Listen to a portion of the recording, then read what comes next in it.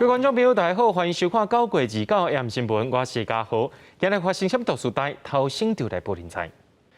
咱继续来关心国内疫情消息。国内伫今仔日增加一个本土病例，有10个带病出境。讲到这个本土病例是一个33岁印尼看护，进前12届采检拢是阴性的，一直到最近伊出现头痛症头，去检验了后才来确诊。指挥中心表示讲会验伊抗体来确定讲伊是新案例还是旧案。另外，也有风声讲明仔载会有一批打台湾票头的 BNT 疫苗会送到位。指挥官陈时中表示，若准有确定，会来向外界说明。国内新冠本土疫情29拜3新增加一个本土病例，是按16326，印尼籍30多岁女性看护，个案伫新北市，去年2月入境台湾，今年4月开始，因为真侪届换雇主也甲去病院陪病人，做过12届的采检拢是阴性，一直到9月底，因为头痛就医，佮采检才确诊。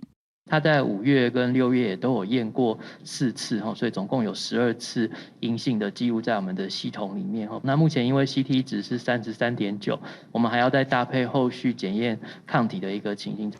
另外，也新增加10个境外移入病例，其中有3个人是有突破性感染。对这个代志，专家是讲，完整做过2剂疫苗的，体内抗体甲中和抗体拢会较强，准讲去互新冠病毒感染，嘛拢是轻症。学理上来说，它就再一次的病毒的抗原的刺激，那它的抗体或者是保护力一定会再加强，被再加强过一次哈。那所以这一个再加强一次，有点类似我们的所谓的打第3剂一样的概念。伫疫苗注射了后不良反应事件新增加9件死亡通报，包括7个 AZ、1个莫德纳，也甲1个高端疫苗。高端死亡个案是50多岁男性，本身有慢性病史，8月23注疫苗，9月23死亡，死亡原因还搁查。主要是心脏功能变差，有双脚严重的水肿啊。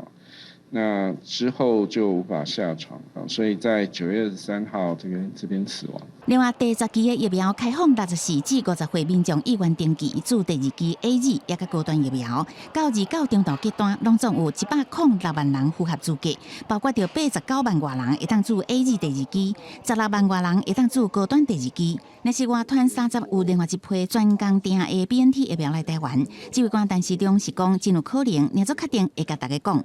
记者综合报道。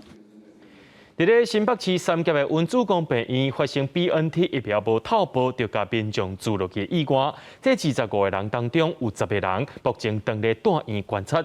指挥中心表示，这25个人因为疫苗记录黄卡会特别标示。这25个人敢不爱注第2档咧，专家会开会决定。另外，文子宫病院出现这款的问题，病院也准有唔对，也有相关的处罚。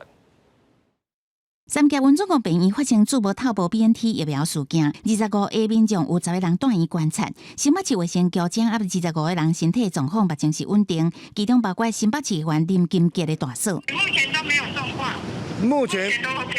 我自己个人就是指数有偏高一点，所以他继续帮我就是再追踪详细一点，所以今天要做腹部的超音波。那我们对于这个恩主公医院呢，现在最重要的要求还是要关怀照护这些民众，保障这些民众的健康。那我们也会持续的关注他们在人员训练，还有各种施打环节，从准备到施打所有环节如何的落实。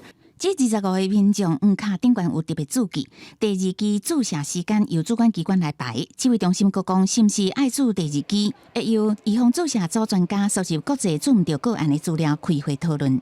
快速的赶快去积极的收集相关的这个国外过去也有这样的一个误打的一个状况，那这些误打的状况里面，他们后续的处理模式，那以及相信这个 BNT 原厂公司他们也有掌握相关的这样的一个状况。根据指挥中心公布的 BNT 疫苗注射标准流程，透报了后，一般的民众注0.3毫升会有32克的 mRNA， 不过无经过透报的0.3毫升，都有152克的 mRNA， 相当是注5倍的量。医师提醒，这个事件不共年纪可能有无共副作用，一定要谨慎追踪。生物标记加心脏酵素的一个侦测，以及心电图的定期追踪，或许就可以厘清除了负重之外，是否有我们所担心的4倍剂量的施打所造成心肌炎的风险。至于第2剂的一个施打，可能还是回到 BNT 加 BNT， 或许就是一个可行的选择。新北市卫生局是讲，会去文主公病院实际去了解注射的顺序，现阶段优先以照顾这民众为主。对文主公病院解说 BNT 疫苗有敢若挂6期这个讲法，指挥中心是讲，都要听候新北市卫生局调查，若是确诊院方有疏失，会处分病院。记者综合报道。有一位网络名人，伊去做高端疫苗了后，走去验抗体，时间经过1个月后，搁再去验，讲伊的抗体有增加25倍。指挥官陈时中表示，讲这只是个人的状况，毋是代表所有人。另外，也有医生跳出来讲，若准是要看这个疫苗的保护力，就要验中和抗体才对。用手机的画面，甲大家公布伊检验报告。目前4青鸟老五，伫中国产高端疫苗第15天了后，去病院做抽血检查，发现抗体数值是较低，毋过搁过35天，而且还未做第2档的情形之下，伊搁一届去病院验抗体，结果验出来结果抗体是增加25倍以上。之前就是我打完第1剂15天之后去检查，然后看起来没有达到标准，那个时候就是心里就觉得说啊，该不会挺错疫苗了，好像没保护力。明天要去打第2剂，在打第2剂之前的前几天再验一下，发觉说飙到900多，我就觉得说，真的有保护力，我没有选错疫苗。针对这个检验的结果，疫情指挥中心指挥官陈时中表示，估一个人的数据要当作参考的基础，恐惊是有困难。试验抗体这一部分跟个人的体质、那什么样的厂牌，那还有那个时间点，都很有关系。高端本身他们在做临床试验的一个报告，用那个为基础，那跟国外来谈。国内感染科的医师嘛讲，为 IgG 抗体来看，结果是代表伊注疫苗有反应。这个疫苗真正产生偌济保护力是2回事。若是想要知影保护力，要是爱验中和抗体。因为目前伫咱国内，敢若有少数的实验室会当正确来检验。就是可以中和病毒的抗体，让病毒无法感染的抗体。做中和抗体，你要到大型的医学中心，然后它能够有第3级实验室的这些地方才能帮你验中和抗体。它必须养活的病毒，才能验出中和抗体来。针对核型诊所，搁一届替4青鸟抽血验抗体，嘛引起外界质疑讲，即马到底敢会当自费来检验？收费标准违反医疗法的部分，我们已经依法来裁罚。这些事情我们卫生局都在关注，后续也会依法来办理。指挥中心表示，自费验抗体的指引已经研究完成，目前伫最后签约的程序，应该这2天就会公布啊。记者综合报道。指挥中心伫昨表示，讲这 BNT 疫苗送来到台湾的时间有去签到，校园的部分会先减30万ton，有一寡学校会去签到注疫苗时间。不过时间延后又变做是伫咧期中考进前来甲学生囡仔注，就家长伫咧烦恼讲，若阵身体无爽快，会影响到期中考的表现。伫学校甲学生做 BNT， 即马知影减30万ton。台北市原本按算10月初5、初6注射的19间学校，有13000个学生无法度如期来注射。其中一间公立的中学，高中部原本定伫10月初5注射，高中部是初6注射。因那12至13这2天是期中考，即马阁拄着疫苗机会去签到。有一个高中部的学生讲，比其他的高中较慢注射，那延后注阁拄着期中考，安尼无合理嘛无公平。国中他们是10月也已经开打，但是就觉得延到比国中还后面还打，就非常不合理，而且还压到快要段考的时间，这样可能会影响到我们考试的状态。学校本地摆好的行程，即马规个煞乱去。疫苗注射的日子甲期中考真相晚，即马台北市的学校都要和配合的医疗院所来协调，伫学生的健康甲期中考的表现之间，找到上妥当的做法。我们是13、14号要段考，那段考有的时候小孩为了准备功课，也许睡眠上面也许不是那么的充足，所以我们会比较倾向考完试之后再来做接种的这个部分。如果真的延期，我们就是12号。如果12号影响，当然是我们段考啊。那我们只好把段考往后延几天啊。因那桃园甲高雄，拢总有43000个学生，都要延后1礼拜来注射。引起部分家长的不满，高雄市长陈其迈讲，已经请教育局提早规划学校活动课来做适当的调整，或者是疫苗施打的时间的顺序也可以做一些调整，看之前或之后做一个比较合理的一个调整。希望尽量降低对学生的影响。不过，台北市宣布为10月初5开始，国中甲高中节开放办理校外教学。不过前提是学生都要有注疫苗满14天，因为中央疫苗工会有去签到，才延后注射的学生会当去校外教学的时间嘛去受到影响。记者综合报道。伫咧头拄则有讲到，即个网络名红要去筑高端的第2栋。另外，伫咧明仔载早起，咱的总统蔡英文甲副总统赖清德也要去到台大病院筑高端的第2栋路，因用行动要来支持咱的国产疫苗。另外，咱来讲到咱的基本工资审议委员会会伫咧10月初8召开会议，就风声伫咧传讲基本工资即回将有可能会起6%。劳动部长柯明春今日表示，审议委员对调薪水拢有共识，也真有信心。也强调讲，伫咧疫情过后，政府会有相关的措施来协助。不过，商业总会理事长却认为，疫情伤害到国内产业，若准是硬要起薪水，这效果劳动部爱负责。即卖疫情有较缓和，台湾部分的产业嘛持续回温，加上5倍券会带动类似的消费。政府评估今年的经济成长率可能会突破6%，嘛带动会起基本工资的趋势。若是确定薪水会起，这是总统蔡英文执政以来第6届起薪水，甚至即卖佫有风声讲起薪水的幅度可能会到6%。我们基本工资委员在交换有关于基本工资调整的意见了是，那大家大概对于调涨是有共识，也有期待。到底这个调幅是多少那这个必须委员在审议会上那么斟酌现在的企业营运，还有整个劳动的状况。不过，商业总会也是持一向反对的立场，强调讲外销产业可能状况是袂歹，不过餐饮业等等类似的产业也是规个土。那去基本工资对头家来讲，是会互因更较无想要请人。服务业的这些，假使因为你的提高工资而受到的影响，包括失业率的增加，包括无薪假的增加，包括那些人不能回来上班的可能会被裁员的增加，所有一切的后果由劳动部负责。柯书波嘛建议劳动部唔通硬要起薪水，因为未少类似的产业嘛希望等到完全解封了后才开始实施。我们不会说去反对调薪，但是要有一个相对的配套，要怎么来扶持这些中企业啦、那些商店啦，要让他们怎么活？假设你说别人有调薪，你不调薪的话，人也可能会离开啊。我是支持调薪的但是只是说不是齐头式的调薪，应该是针对有能力的人。国发会主委蒋明鑫是强调讲，基本工资调整会有配套，受到疫情冲击的类似产业，对起薪水造成另外负担的部分，会由政府来吸收。针对这点，柯书波建议讲，就算确定要起基本工资，对类似的产业来讲，要是等到疫情过了后再来实施，才有公平。记者综合报道。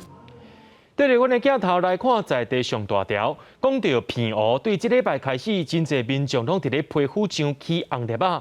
经过医生的判断，应该是这个刺毛仔虫所引起的，是因为鼻乌当咧透东北季风，这个刺毛仔虫的壳毛啊去互风吹散，接触到民众的皮肤，才会出现这个过敏发红佮痒的症头。患者伸出双手，一点，敢若红笔啊共款，拢伫顶面甲下面的手骨。另外，这民众是颔管全部拢是，上甲爱看医生，医生经由视线看这个患者的皮肤。高雄中基病院甲部立配合病院合作，阮旧日来问诊。每礼拜二下晡拢是皮肤科看诊的时间，礼拜看诊的人数比平常时加1倍。主治医师李志宏讲，患者红疹的所在大部分在手骨颔管这无衫裤扎条的所在，无亲像是花草过敏。规片的情形评估是刺毛虫引起的皮肤病。皮肤的疹子来看，就是比较相信是从经过空气传播的一些毛毛虫的一些刚毛，然后因为风很大，然后所以它会吹到你的皮肤上面，那就引起很巨痒的疹子啦。嘉义志宏医师有相关看法的皮肤科医师袂少，官府表示，花莲自济、台中甲高雄重建、台北万丰病院这位皮肤科医师到皮乌，也有经由视线诊疗了后，拢有相关的看法，判断是空气传播的刺毛虫的幼蚊造成的。依据我们地方的这边的调查因为在这一阵子因为天气比较软和那我们很多的地区同时会出现毛毛虫较多的一个状况。那加上这一阵子澎湖开始有东北季风。官府表示，当地最近刺毛虫数量确实有增加，消息也建议适当方式来控制刺毛虫数量增加。不过也无多确认是倒一种虫引发的种皮肤病，只知影讲是长期生长在当地物种。记者综合报道。伫咧屏东有一位便利超商的查某店员，可控这个来店内面的民众就爱赶喙暗，想要到这位入来查甫人却出手甲伊拍，甲店员的目睭部甲受重伤。根据了解，这个查甫人已经甲人拍掉上几落摆啊，而且这个查甫人精神无稳定，药啊拢无准时伫咧食。馆长潘明安表示，已经请病院评估，也会长期收治嫌犯。冲入去收银台，这个查甫人甲女店员的颔棍吹掉，还佫攻击伊的双眼甲鼻影，弟叔就严重受伤，都爱开刀。他跟他说应该有讲一些说叫他要戴口罩。超商那边多人把自己的心碗打开这样，结果出这个事情，他更害怕。这件代志发生伫26早起8点外，屏东高树乡这间超商，迄个时阵，敢若女店员顾店，这个查甫人互人提醒讲爱挂喙暗，就攻击女店员。当地民众是讲，这个查甫人情绪无稳定，定定无缘无故伤人，厝边至少有6个人捌受伤。送医就医了，时间甲我等来，等来佫站，伊点等来佫站，伊佫发生啊。称不满被害人态度殴打被害人，警方人员获报后迅速到达现场制服嫌疑人。当地村长是讲，这个查甫人精神无稳定，虽然讲有就医，等来无偌久，佫出现伤人，互居民原来真困扰。精神科医师是讲，这个查甫人过去拢有稳定伫治疗，最近是妈妈较有血啊，无法度顾伊，本身佫无啥爱食药啊，建议找人互伊接受长期治疗，疗程才袂中断。他生病久了啊，但是他的服药顺从性也不好。所以他每次都会在一段时间停药之后，开始症状恶化，然后碰到一些刺激的事情，就很容易引发的。因为社会安全网的漏失发生精神病患攻击超商店员的事件，我们感到十分的抱歉。女店员配合防疫政策，煞互人伤害。馆长潘明安的面册，真侪人留话要求改善治安。潘明安也出来回释咧，讲社会安全的疏失，互女店员受伤，感觉遗憾。会好啊，强化社会安全网，国家中央卫福部来讨论强化法令。但是女店员的详细介绍是讲，双眼手术好啊，后续佫看视力是毋是会受影响。记者综合报道。伫咧高香港的货柜场，佫再发生货柜落落来意外咯。掌有人员伫咧吊货柜的时阵，无注意到距离甲高度，就去弄到其他货柜。至少有7个货柜拢跌落来，好佳在是无人受伤。真大货柜，敢若亲像骨牌共款，一个倒来，一台货柜车也被夹伫咧中。这场惊险的事故发生在礼拜暗时6点外的高雄港120号码头货柜场。有这种物件来啊，你家己在维修啊。连工作人员都感觉真坎坷，加在无造成人员的伤亡。港务公司调查了后，初步判定是认为操作不当。因为它的柜子举起来，举升的高度不足。然后，当他柜子从东侧要移到西侧的时候，就撞到。港务公司29早起已经把货柜甲拖车帮大家移除，这真悬的RT轨道式门式启动机，因为装卸公司操作手无注意吊挂距离甲悬度不足，造成7个40尺、重26吨的货柜弄到倒落来，其中包含一个出口到洛杉矶港的货柜，受影响的等于海运的通知货主到店确认损失。双方来做开柜的检查柜内的内容物的受损情况，还有我们整个货柜本体是否有受损的一个比例的一个分摊的问题。港务公司表示，即阵也无度确定具体损失的金额，赔偿有问题的后续会由保险公司来处理。又受到疫情的影响，航运需求大大增加，港口运作真无闲。港务公司强调会加强督导装卸公司的现场作业加公安的管理，避免相关的事故再发生。记者综合报道。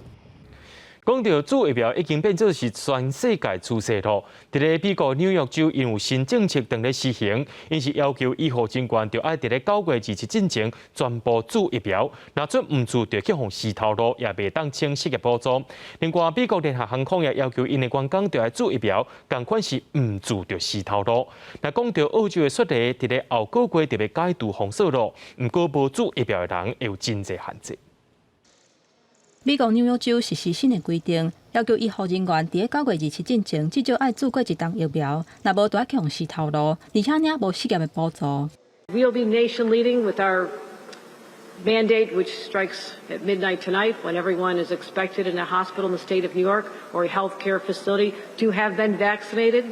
纽约实行新的政策，强制病院护理人员、养老院的工作人员拢爱注疫苗。到目前为止，纽约州已经有超过84%医疗人员已经有完整注过疫苗，不过也是有千外医护人员无愿意注射。为了避免甲这医护人员注册了后造成骹手无够的问题，当局已经想好配套的措施。另外，联合航空宣布，除了宗教甲医疗的因素，无愿意注疫苗的员工会甲因是头路。拢总有593个人会因为安尼全无头路。这嘛，互联合航空加做全美国头一间要求员工都爱全面注疫苗的航空公司。也若伫未来这几年，联合航空按算要招25000个员工，也若注疫苗会列入去就业的条件内底。Our double dose has been confirmed now at 60%. We are literally just a few weeks away from having that 70% double dose. And 12 to 15-year-olds already, 40% have received their first dose. 虽然到今要一直出现病例，不过澳洲政府是希望会当提悬注射率，才会当赶紧解除封锁令。新南威尼斯省宣布，为10月11开始，会开放已经有完整注疫苗的人，会当去酒吧、健身房、甲头毛店等等的社交场所消费。And obviously a number of things kicking at 80%, including community sport, regional travel, and a whole range of other things. And then on the 1st of December will be the final stage of reopening where unvaccinated people will be able to participate. 到时若还未注疫苗的人，恐惊会面临济限制，无法度参加社交活动。公司新闻王碧文编译。英国因为欠货运司机，致使国内物流供应链是乱糟糟。英国政府也赶紧用短期方案来招人，亲像发予外国司机短期签证、马聘工人临时签证，差不多拢是5000人的名额。不过，这项措施却无引起劳工兴趣。英国首相强生就呼吁国内企业，莫阁再靠移工啊，企业应该爱投资国内劳工，提升因的技术。英国的供应链是规个乱糟糟，致使济赛车甲骑车的人去加油站排队，都是惊加无油。另外，即嘛买物件的大月底要到啊，物流业者有接单，毋过煞无物件通好卖。不少人甲问题原因指向是英国脱欧，或者着成本较低中东欧卡车运将，无法度去英国食头路。毋过事实上，新冠病毒的疫情嘛是真重要的原因。为着防疫，实施长时间的封城，互卡车运将训练班规个是冻点。也若移工运将嘛无法度入境来食头路，袂像只好是选择离开这度。根据英国公路运输协会估计，卡车运将即马差不多要欠10万人。针对这点，英国政府推出短期的措施，包括开放5000个临时入境的签证名额，予中东欧移民运将。另外，欠工嘛真严重的鸦片业，是提供5500个名额，签证的期限是到12月24为止。不过，捌去英国做工课的波兰卡车运将认为讲，英国的工作环境无达得因离开故乡。Często gęsto Anglicy, Brytyjczycy patrzą się na nas, na pracowników z Europy Wschodniej jakieś z góry z wyższością, także. 相关的业者嘛，怨叹政府开放的名额太过少，对解决问题并无帮助。不过，英国首相强生指出，过去20年来，英国靠这个人力成本较低移工的结果，都是让整体劳动环境恶化。In the end, people could see that it was leading to a low-wage, low-skill approach without enough investment in people or in equipment, in capital, and that's not the way we want the UK to develop and grow. 面对卡车运将卡手严重欠缺的问题，英国政府除了核发临时的签证，嘛准备动员军方来协助，要赶紧训练新的卡车司机。目前暂定目标是4000人。另外，针对估计有100多万有重型货车驾照的英国人，后来因为种种的原因离开运输业，政府嘛写批予因，呼吁因重新搁转来做卡车的运将。强生指出，资方改善劳动条件，来解决卡车运将卡手无够的问题，才行会久长。公司新闻齐家人编译。中国实行限电的危机到今已经实行到20个省啊，首都北京也宣布对2月开始部分地区会停电。不过，中国说讲唔是欠电，所以也讲到涂炭少个贵的问题。另外，台商的工厂受到这个限电影响，甚至有台商开始伫咧规划要甲产业刷走的拍算。中国的限电危机继续一直拖，已经有超过20个省实施垃圾限电，也就是政府规定用电的时间，沿海的经济重镇，亲像广东、浙江、上海到内陆广西、云南，拢陆续限电。其中以东北3省影响上大，民生用电甲工业用电同时来限电。国家电网公司等主要的电力企业已经表示，将全力以赴打好电力保供攻坚战，最大可能的避免出现拉闸限电的情况。前几天早上可能停了一次，然后感觉没有对生活有什么影响。北京也宣布，对28开始到10月8为止，部分的地区实施停电的计划，引发关心。中国国家电网有限公司28召开紧急会议，获认电力不足，讲受到强电充足，也强调爱照调大电网安全性命线、甲民生用电的底线。保供电是上重要的政治任务，不过已经有真侪企业被迫降低产能。中央空调的温度呢会提高一部分，一些生产设备的话产量比较低的，或者说不生产的，那我们就把它停掉了。对着造成限电的主要原因，中国国家电网指出，用电量大大增加，电甲涂炭供应是真严。中国吸能省最近真受到限电之苦，也点出涂炭真欠缺，造成价销大起。也有东北电力企业严重了钱，现阶段只用向外来采买俄国、印尼、蒙古的涂炭来救急。对中国临时大限电，有70外大厂受影响，包含软棒、纺织、被动元件、线的元件、工具机等产业。那缺煤的原因是，它在中国的煤价上涨得非常多，到现在从几百块到现在1公吨已经超过，甚至有的说1500块人民币等等的。那它煤价上涨这么多它就造成这个电厂它可能也发一度电就亏，对，电太贵。经济部长王美花表示，中国对去年实施控制能源的耗用、这片省市总量的控制，加上火力发电在中国占63%，两种因素加起来引发能源供给不足。这阵接到大商的反应，那限电1礼拜影响无大，不过也有大商盘点移转产能，政府会合作处理。记者综合报道。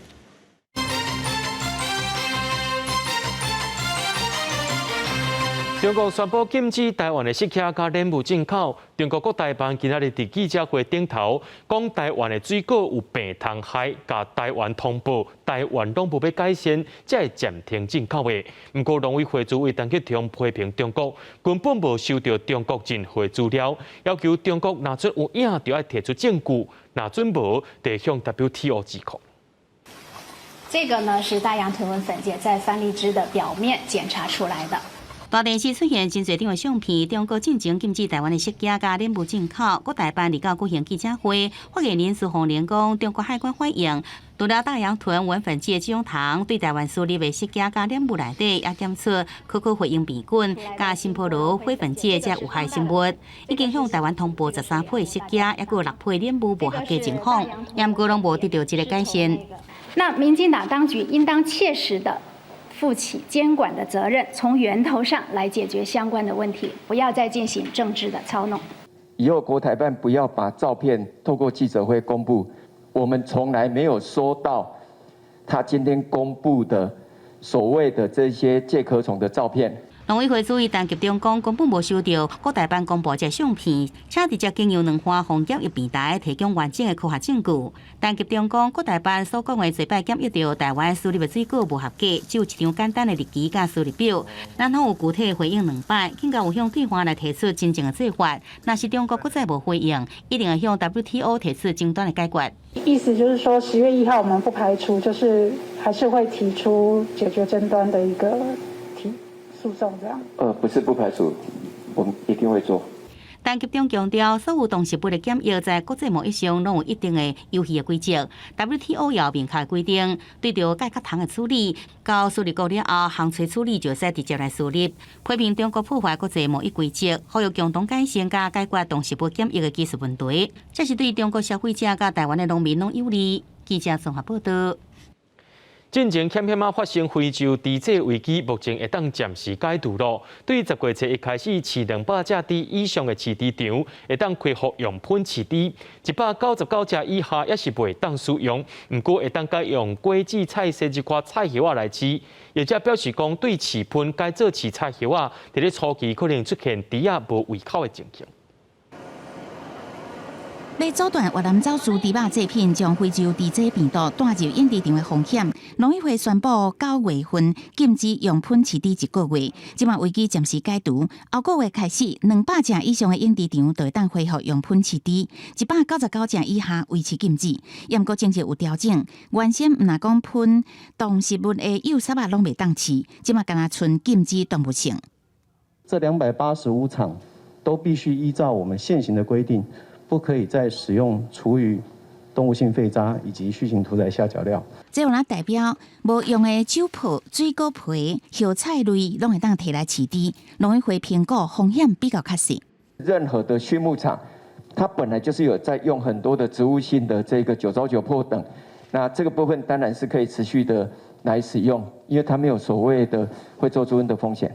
虽然袂当接受政府讲禁就禁，不过小型养殖场嘛，敢来当乖乖遵守。目前大部分接受补助转型改饲饲料，并表示好佳仔还佫会当饲植物性的菜粕，降低饲料成本，安尼无真正会倒。不过因也讲，猪仔一时啊为食喷变做改食饲料，加减会出现适应不良。第一不想出食欲不振啊，一定摄食量会减少，而且因为毕竟猪的品种不一样，吃的饭肉率就会降低嘛。10月初一开始，199只以下养殖场爱增加到200只以上，才会当用喷饲猪。若无增加数量，就要改用饲料，还是卖饲。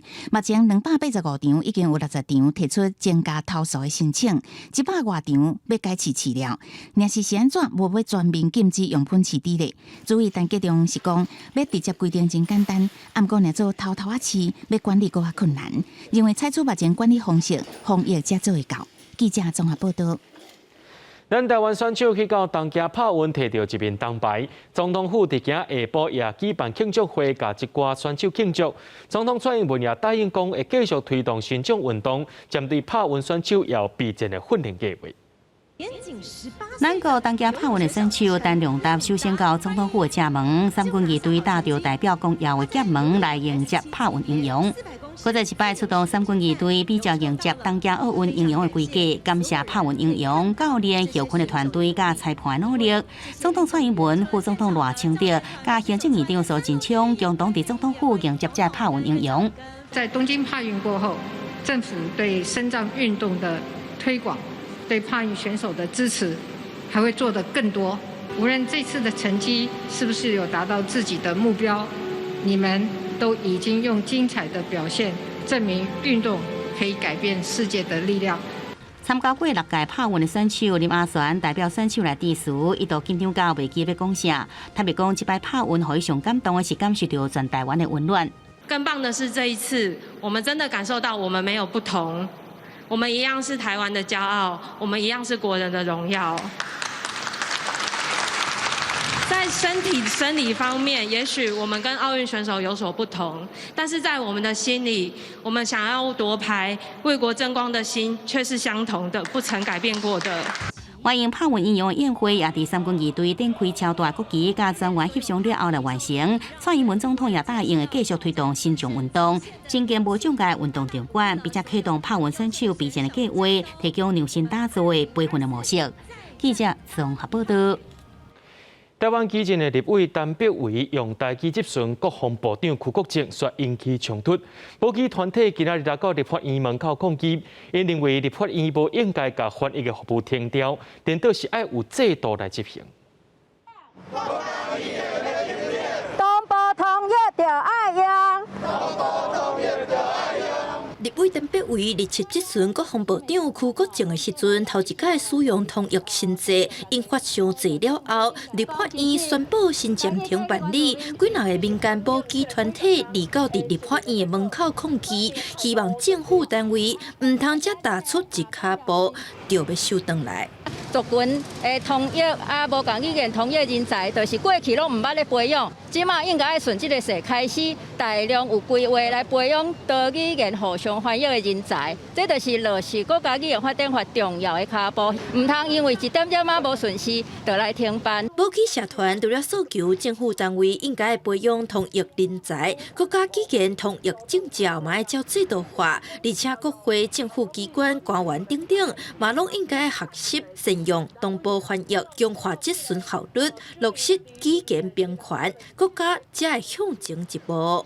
你看联合国伊拢同步翻译，联合国遐个会员敢捌伫遐咧冤家相拍，毋捌咧。所以同步翻译就是有透过一个咱讲缓冲期啦，有一个等息的时间，互相会伫较冷静、较思考、较尊重对方的语言。现场嘛有不少少年人支持统一政策，嘛有人带囡仔来上顶武器的传承，阁有关注民青年表达立法院也阁无关注民的统一，希望嘛着甲族语找回来，用行动展现追求国家基建发展法，传达多元文化的声音。立法院是表示会阁重新来检讨规划、设备、甲行政院、立委等等沟通后，阁看续落来安怎安排。记者陈雅文、李旭凯台北报道。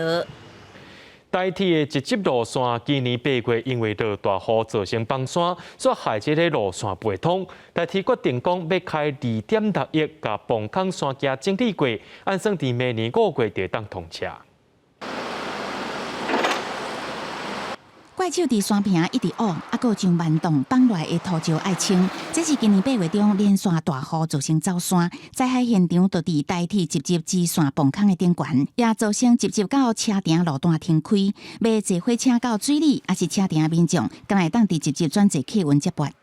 是有一点点小遗憾啦。是坐火车的话会很 easy， 然后也可以很随性。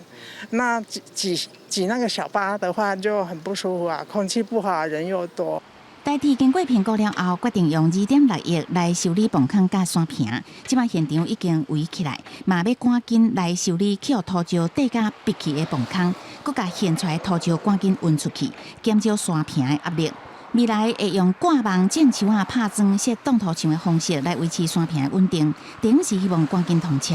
预留一些变数发生的可能性之外，希望他们可以把周遭的这个边坡的相关的工程的工序可以提早一点点那降低明年汛期可能带来一些冲击。公路总局南投公务段是讲，崩塌的所在因为挖近台16线，未来会配合台铁工程，伫挡土墙到路边护栏加设7公尺深的所在，防止石头崩落影响交通。那目前台16线路侧到既有挡土墙之间，我们还有保留7公尺宽的一个缓冲空间，来避免后续可能的一个厂房负责的工作，就是确保台16线通行的一个安全。台铁直接支线除了负责输运当地观光旅客，也是水利居民通勤的主要大众运输，直接到车顶段，一定明年5月初才会当恢复通车。山坪工程要到明年8月底才会当完工。记者综合报道。高雄美浓农会的传统超市最近进行大改造，改命名做未来超市。内面唔但全部使用台湾的建材，嘛设一个在地农产专区，用在地食材做点心甲饮料，希望把农产品推广出去。你就是来到外国的卖场，也是百货公司的超市，其实这是美浓农会超市，在地经营42年的农会超市，最近才改造完成。很有那个高档百货公司的 feel 的，到超市的 feel， 不像是那种地区的那种传统的那个超市，跟以前差太多了。真的，这样现在这样用起来比较有现代感，人家见得比较舒服，购物那种心情就不一样。这个超市的天棚是用茶设计的波浪线条，嘛亲像草梨啊，阁有花架、装潢，全部拢是用国产的日本山仔茶。改造了后，号做未来超市，是想要传达台湾的未来伫农业，嘛是永续。希望说，透过我们国产柳杉的一个推动来讲的话，能够适度的疏滑，可是我们也是要把我们的树木把它种回去，那这样可以减少的其他的一些外国的树木要进到我们台湾来讲的时候，造成的一些碳的排放的问题。超市内底嘛有一个未来厨房，饮料、咖啡、甲点心拢用在地水果甲米制作。超市嘛有专区，拢是在地农产品。过去农会超市一年营业额9000万，即马超市毋那是超市。农会总干事表示，只有全力推广在地农产，才会当减少未来台湾加入 CPTPP 的冲击。记者陈嘉文、罗伟做高雄报道。阳明交通大学应用技术研究所的学生，结合即马上届时件科技，透过机械来控制戏红仔，甚至可会当用 VR、AR 甲电子手笼来当布袋戏，甲即个传统的表演增加科技的趣味性。用电动遥控的方式，布袋戏红仔随叮动起来。原来红仔内底有斗电动机骨，每一个动作拢是透过学生手中的遥控器去控制。透过这个手把，然后坐在台下和观众一同互动，然后同时透过这个手把来控制这个布袋戏哦，然后来达到表演的活动。还这是利用 VR 加 AR 技术，手拢啊挂好势，镜头叮当一个电视内底布袋戏。就一旦完成几啊款困难的动作。我们利用 AR、VR 的技术，然后手势的方式去，不用布偶，我们就可以操作这个布袋戏。学生讲，透过展览，除了在设计过程中学到科技，嘛更较熟悉传统的布袋戏文化。布袋戏本身的一个很有韵味的这个历史文化，那我们都觉得其实对台湾来说是很重要的一笔财富。团队把专工去拜访资深的布袋戏艺师，记录老师让布袋戏红仔的动作，希望每一步拢会当完美展现出来。记者刘君和新竹报道。台湾伫战后头一代抽象画家陈金辉，今年已经91岁了。伊一世人拢伫咧画油画，对写实抽象到落尾发展出家己风格。敢若用线条就会当表达艺术精神。国家美术馆今夜专工替伊办90岁展览，90月初3结束，邀请观众朋友做回来欣赏。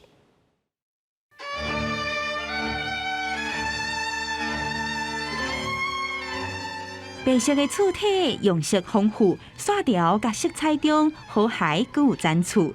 这是战后第一代油画家陈金辉1959年画的街景。青阴金的山岭，看到日头光照入来，也有显白的树身线条。700嘉义公园，陈金辉画就是伊的故乡嘉义。我那阵我那有人画，真写实的啦，有人就啊变形的啦。有人有抽象的啦，我那有啦。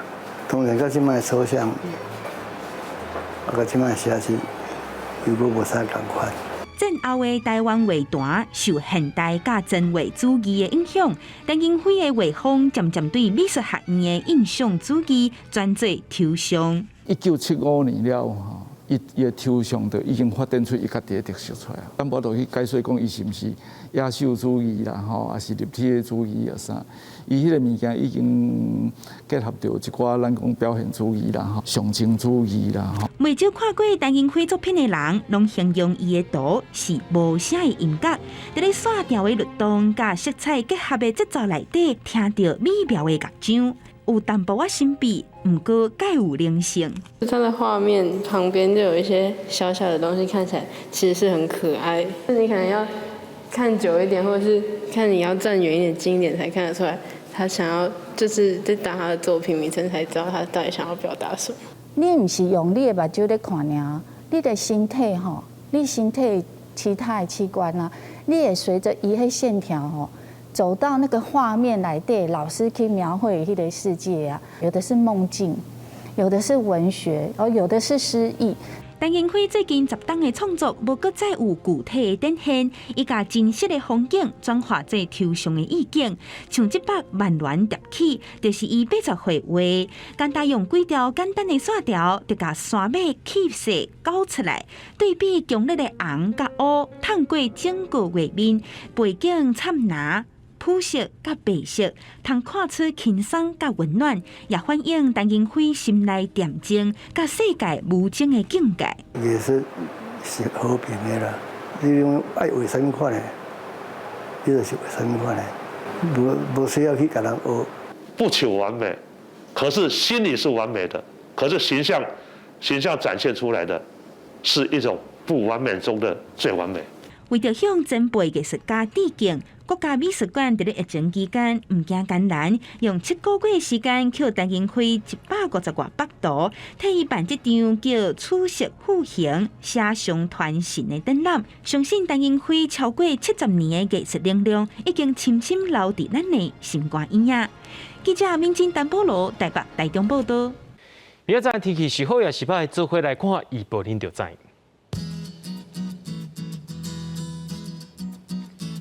基隆到新竹对23度到34度，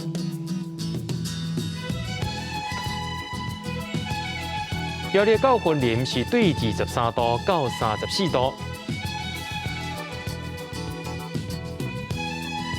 嘉义到屏东是对25度到34度。宜兰花莲台东对22度到32度。平湖金门马祖对24度到33度。